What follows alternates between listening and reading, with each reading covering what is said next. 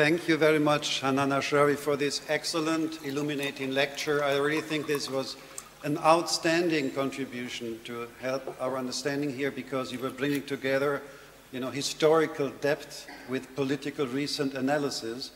And one of the things which I always admired in your work over the last many years was really, this being able to analyze clearly, to be very outspoken, and to not just do finger pointing to the others, but also analyze the problems of your own society. So thank you very much for this very important contribution.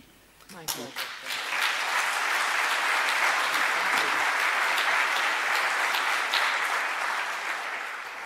One of the things that comes to mind when we listen to this presentation, obviously, is that we are listening to this presentation in a country, in Germany, which is slightly different from the Netherlands and from Britain, because this is the country of the Holocaust. Yeah. And in our country, the narratives obviously are very different compared to the Palestinian narratives. In our country, the narrative very often is very much focused on the special relationship to Israel, as it was expressed by the German Chancellor last year, when she, at the beginning of the Lebanon war, declared that the security of Israel would be one of the reasons of state of the German state, which was very surprising even to people in the German Foreign Office. But this is a very different narrative, and maybe we have an opportunity trying to linking these two kind of things. But what Hanan Ashrawi so eloquently explains really to us, I think, is to make the point that this is a struggle over territory, over pieces of land. It's also a struggle over legitimacy and over narratives. And it is a struggle for achieving practical solutions for practical problems. And all these three things obviously come together. Okay, so now we have time for a few questions and remarks. Maybe we will summarize a few questions. There are people with microphones on both sides of the room. You can feel free to both use the German or the English language if you want to. We may summarize or collect a few questions before Hanan Ashrawi is answering. The first one was over there, then we have one here, maybe on the other side. No, we take this two first. Yeah. Okay. Professor Ashrawi, thank you very much for this presentation. Me, okay. I'm here. Yeah, all right. Should I stand up? Yeah, okay. It would be good for everybody to see you. Yeah. From Camp David to Annapolis now, there was a lot of conferences. After all these conferences and all this process, we saw always reaction, something other. I mean, wars. How to form out my question? You did, or you tried to make peace. And you did a part of peace in the Middle East. Do you think after this, after all destroyed, I think almost destroyed, that there is a hope to this peace to be achieved? Mm-hmm. And if that was the case, how? Thank you. Thank you. Thank you very much. The next question was the lady here on the left side, with the red scarf.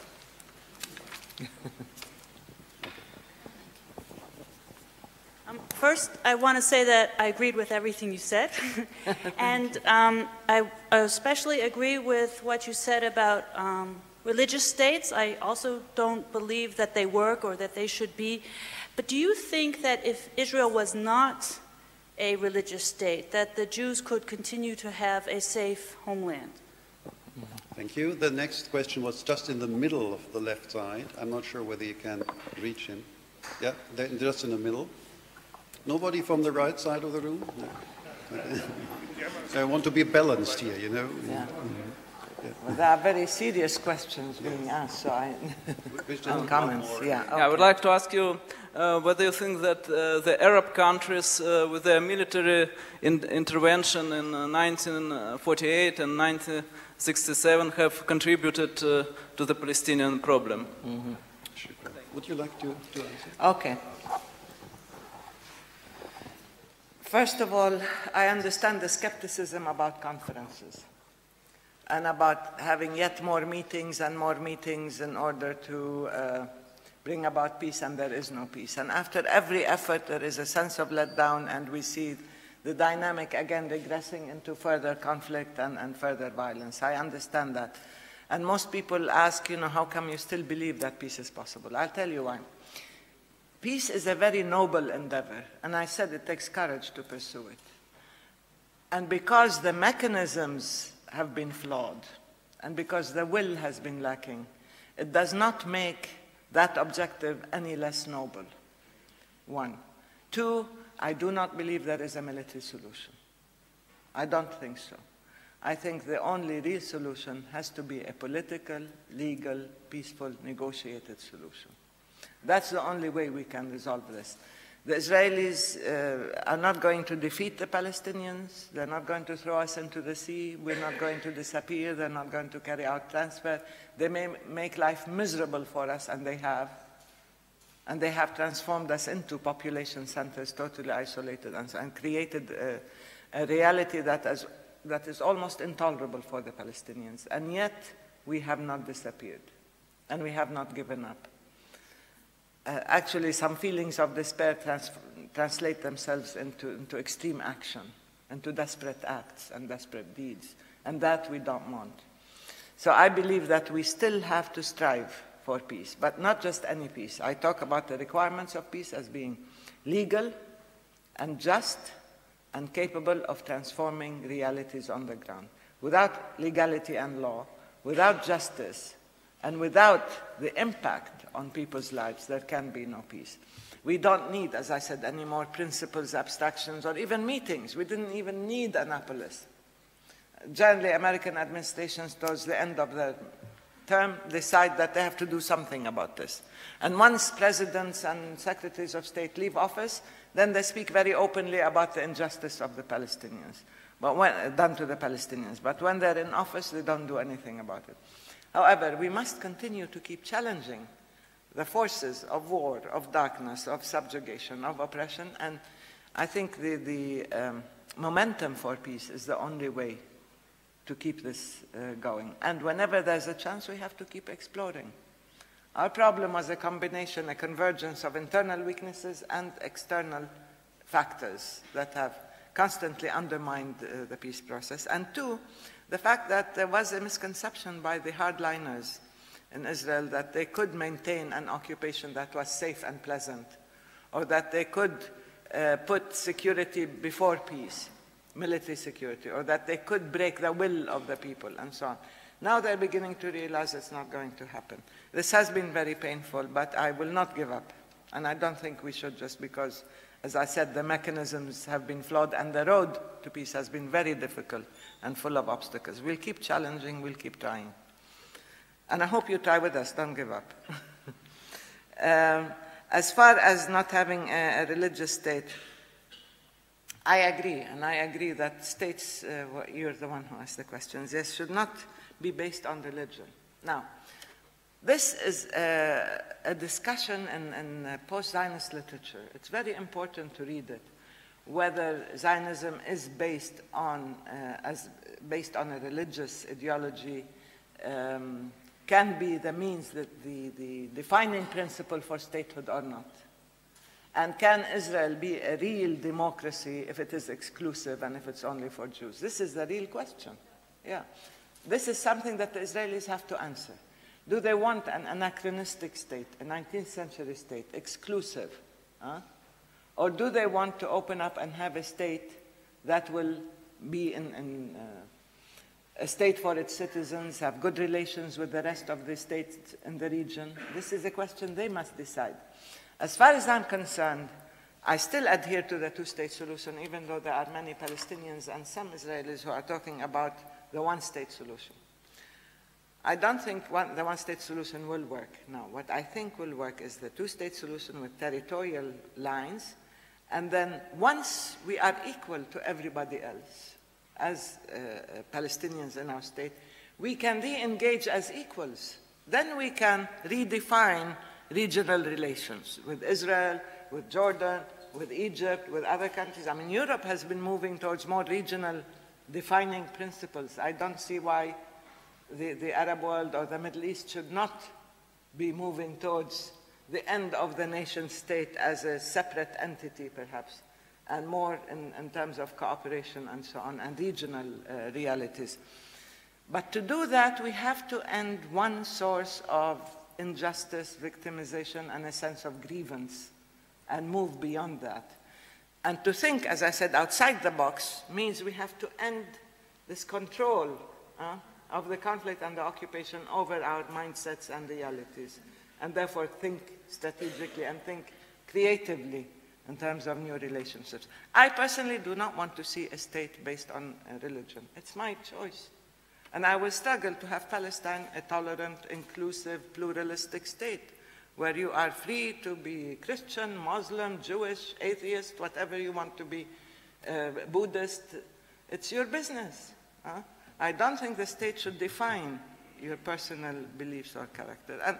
But that's something we have to work for, and it's something we're striving for in Palestine.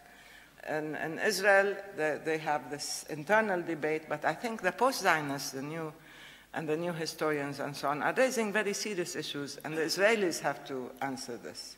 I cannot answer it for them in the same way as I don't want them to answer my domestic discussion or narrative. The third one about the Arab countries. Certainly the Arab countries did not do us any justice in 48 or in 67. They lost the wars. Who was it who asked? Yeah, there you go. Not only did they lose the wars, but we were the ones who paid the price for the loss of war, which proves even further that there is no military solution. I don't believe that. I mean, look, Israel has maintained that if it keeps its military dominance and its 200 thermonuclear warheads and so on, it will act as a deterrent. In a small area like the Middle East, nuclear weapons are self-destructive. I mean, you throw them into Amman or Cairo or Lebanon or Damascus or whatever, you'll suffer. It's not a question of having a nuclear deterrent, or if you have military domination, then you are safe. No. The only safety and legitimacy and acceptance that you have is not through wars, whether with the Arab world or others, but through actually ending the causes of conflict. And the occupation is the cause of conflict. It's the festering wound in the body of the region, of the Arab world, the Islamic world, whatever. So we need to solve this and not start constantly talking about wars and recrimination. What did the Arabs do to Palestine? Well, look, Palestine has destabilized the whole region as well, because we have millions of refugees.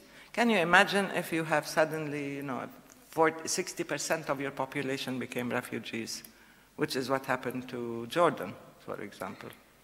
Or if you have close to 350,000 refugees upsetting your demographic and sectarian balance, as is happening in Lebanon, for example.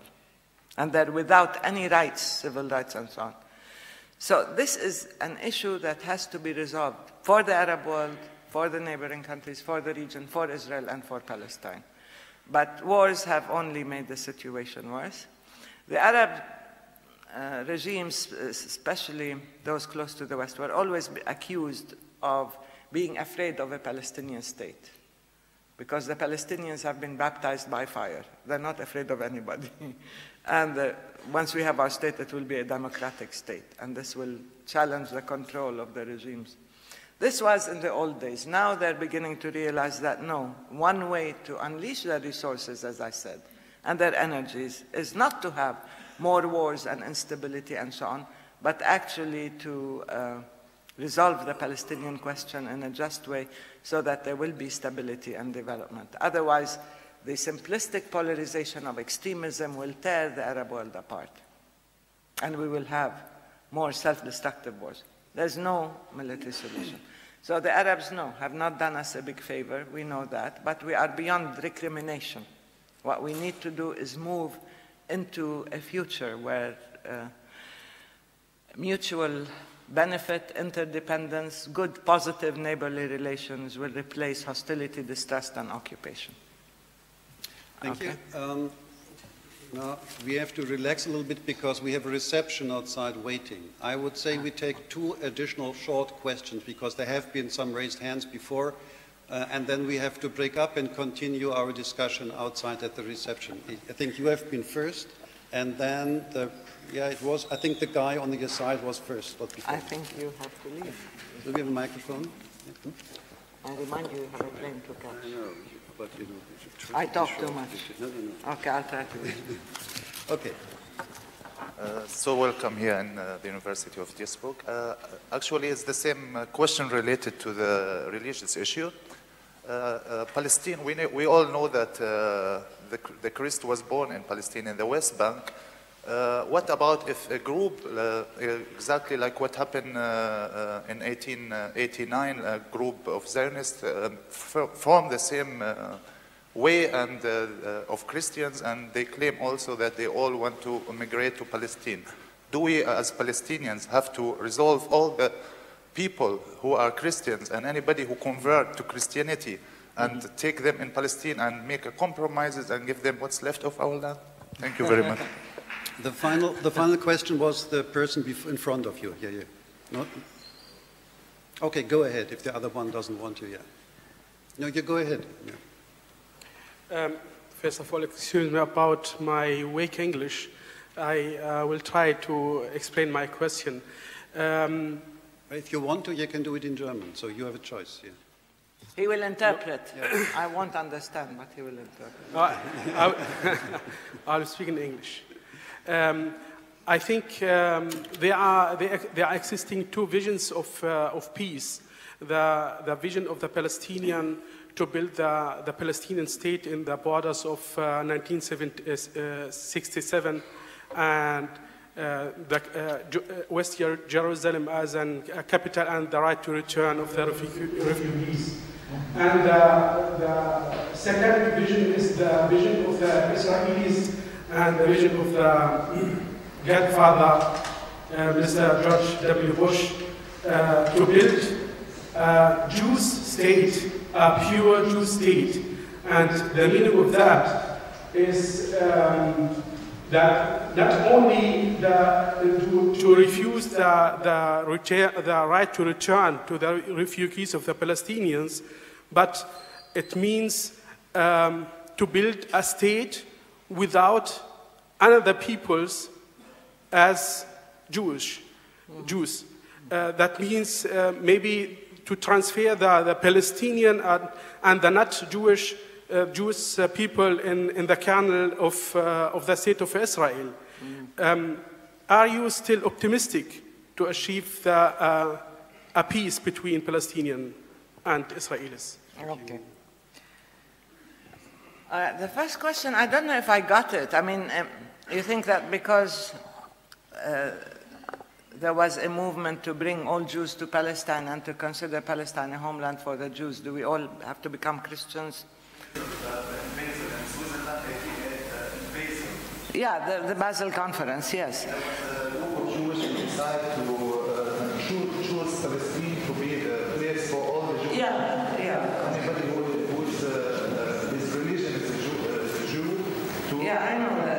The beginning of Zionism, yes. Yeah, will one day will come that such a group from Christians comes. Will decide that Palestine will be a homeland for Christians? And same for Muslims who want Saudi also.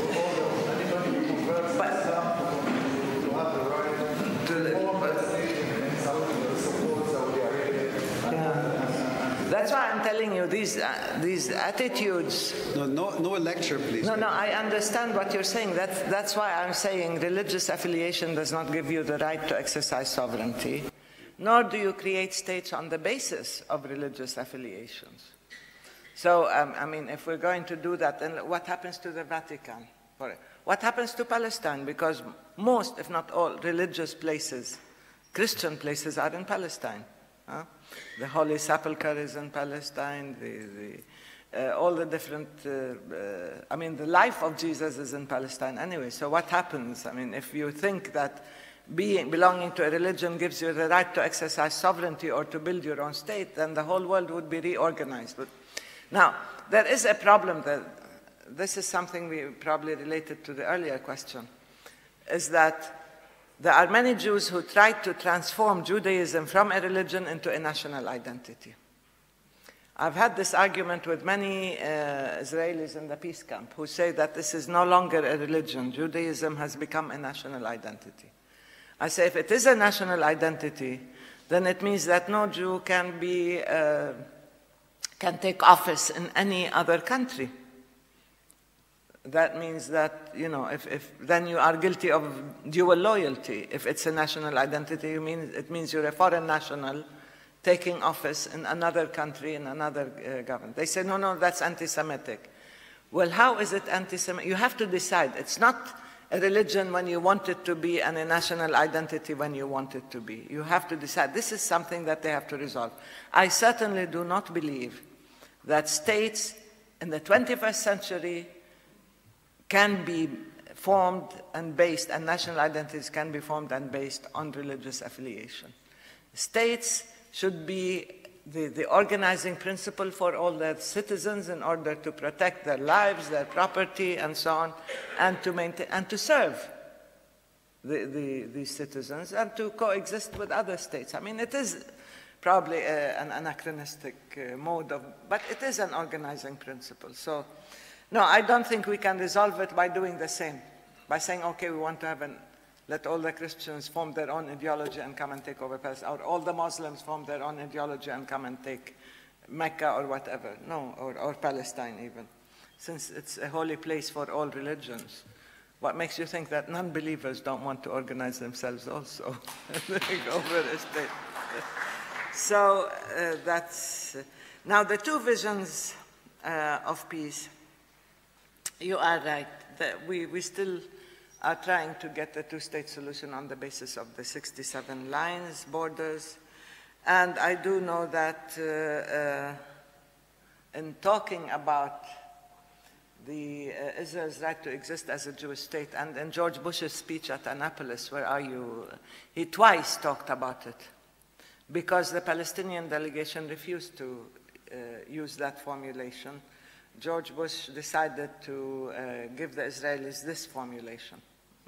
Now, had he gotten up and said the United States must be a Christian state, he would have had a revolution in the US, right? But he got up there and said Israel must be a Jewish state and a state for all Jewish people, because he wanted to subscribe to the extreme right ideology. And there are now voices in Israel saying, why are we so afraid? Why do we have to ask the Palestinians to recognize the nature of our state? We recognize our state. Why do we need the Palestinians to give us legitimacy and validity for Zionism if we want to be, you know, if we're Zionists? And you raised an important issue, is that Tzipi Livni talked about this, and now the extreme right Lieberman talked about it, of evacuating the Palestinians from 1948, the Galilee and the Triangle, and joining that to Palestine. This is precisely the racist demographic argument I was talking about, is that, no, you do not remove the indigenous Palestinian population, the people who were there for centuries and centuries, just because you want to complete the ethnic cleansing of Palestine that Ilan Pape talked about. These are the people who were there, who have the right to be there, and who probably have more right, they have to stay there. And it's not that you can create the pure state. There is no such thing as a puristic state anymore. I mean, the concept in itself is mind-blowing, mind-boggling, but still it is accepted for Israel precisely because of the legacy of the Holocaust. That's why it is being treated in a very special way. That's why Germany feels it has to defend Israel no matter, right or wrong. When I was telling today the press that you have to treat Israel as a state. That's it. Subject to the law, global rule of law. Why should Israel have preferential treatment all the time? If it wants to be a state, then there are regulations that govern the behavior of all states. And there is international law. And that's the only way in which you can show parity, equality, and non-discrimination. This preferential treatment is not just a sign of guilt, but it is also one expression of positive discrimination, isn't it? That I will give you special treatment, I will protect you from your own mistakes even. I will bail you out even when you commit all sorts of crimes and atrocities. No. If it wants to be equal and accepted, then it has to be a state among equals. That's it. And that does not diminish the horror of the Holocaust. It does not diminish this darkest of chapters in human history. It is a dark chapter. It has to be dealt with and finished. And it mustn't be repeated for anybody. That's it. But dealing with Israel as a state is a different issue now. There are geopolitical, legal considerations, and Israel has to be a state among equals. That's how you resolve this issue. Thank you. No. Thank you. I think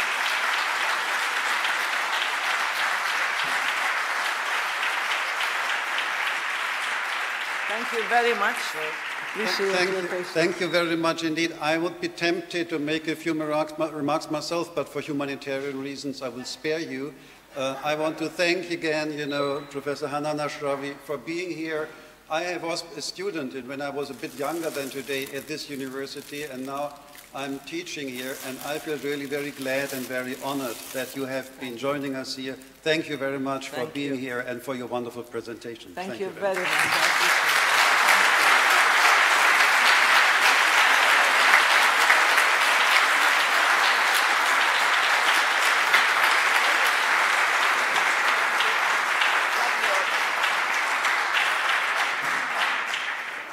Ich lade Sie alle ein, jetzt draußen im Foyer die Diskussion untereinander, vielleicht auch mit Frau Ashrawi, noch etwas fortzusetzen. Am 29. Januar wird Frau Ashrawi einen zweiten Vortrag halten um 18 Uhr an unserem Campus in Essen.